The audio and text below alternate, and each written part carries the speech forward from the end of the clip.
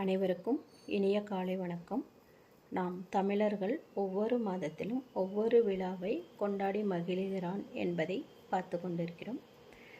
இந்த காணொளியில் ஐப்பசி மாதம் அதன் திருவிழா பற்றி நம்ம பார்க்கலாம். ஐப்பசி மாதம் என்றாலே அனைவருக்கும் நினைவுக்கு வருவது தீபாவளி பண்டிகை தான். அனைத்து தரப்பு மக்களும் வேறுபாடு இன்றி மிக மகிழ்ச்சியுடன் கொண்டாடப்படும் திருநாள் தீபாவளி. இனிப்பு உண்டு, பட்டாசு வெடித்து, புத்தாடை அணிந்து, பெரியோர்கள் அவர்களிடம் ஆசி பெற்று மிகவும் மகிழ்ச்சியாக சிறுவர்களும் வயது வந்தவர்களும் கொண்டாடுகிறார்கள். இதனையொட்டி கேதார கௌரி விரதமும் முருகப்பெருமானின் முக்கிய விழாவான கந்த சஷ்டி திருவிழாவும் நடைபெறும். 6 நாட்கள் விரதமிருந்து செந்தூர் ஆண்டவனை வழிபடுவார்கள்.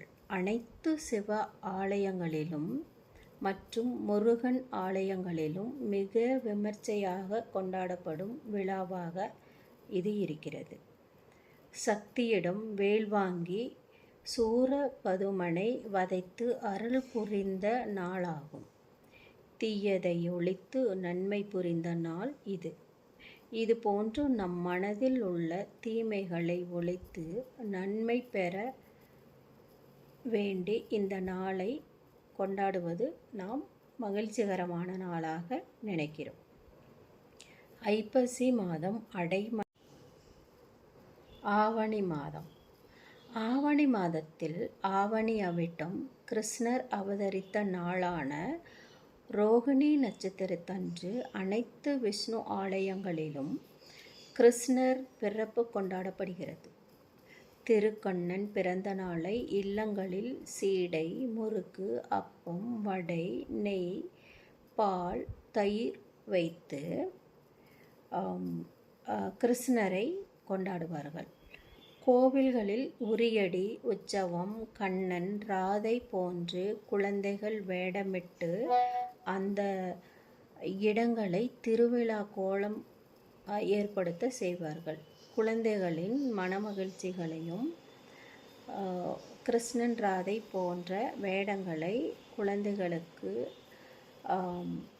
அழகாக அவர்களை அலங்கரித்து வீடுகளில் வலம் வர செய்வார்கள். அதன் மூலம் மகிழ்ச்சி பொங்குவதுடன் குழந்தைகளின் குறும்புகளை ரசித்த வண்ணம் அந்த விழாவை அழகாக கொண்டாடுவார்கள். அனைத்து மக்களின் கொண்டாட்டமாக இவ்வகை விழாக்கள் கொண்டாடப்படுகிறது. அது எந்த மத மக்களாக இருந்தாலும் இந்த குழந்தைகளின் ஆர்ப்பாட்டத்தை பார்த்து மகிழ்வை வெளிப்படுத்துவார்கள். வரலட்சுமி விரதம் பெண்கள் மேற்கொள்ளும் நோன்பு ஆவணி மாதம் ஆகும். மக்கள் அனைவரும் உற்சாகமாகவும் எளிமையாகவும் வீட்டிலும் பொது நிகழ்வாகவும் கொண்டாடப்படும் மற்றொரு விழா விநாயகர் சதுர்த்தி ஆகும். விநாயகருக்காக விழா எடுப்பது விநாயகர் சதுர்த்தி என்பது நாம் அறிந்ததே. அவரை அலங்கரித்து, அவரை தொழுது, அவரை வணங்கி, அவரிடம் தன்னை தஞ்சமென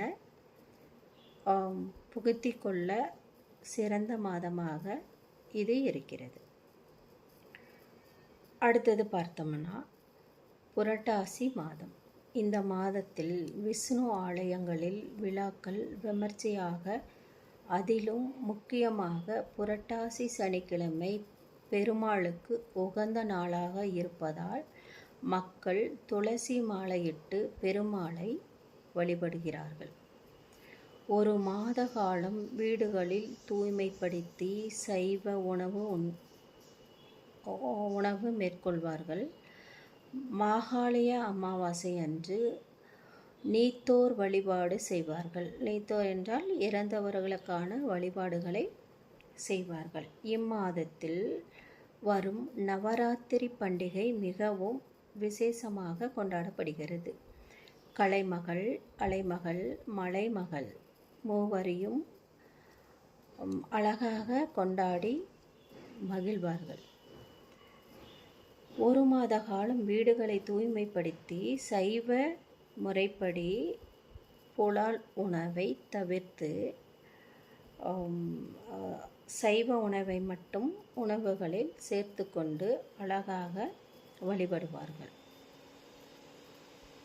விஜயதசமி அன்று தங்கள் வீட்டில்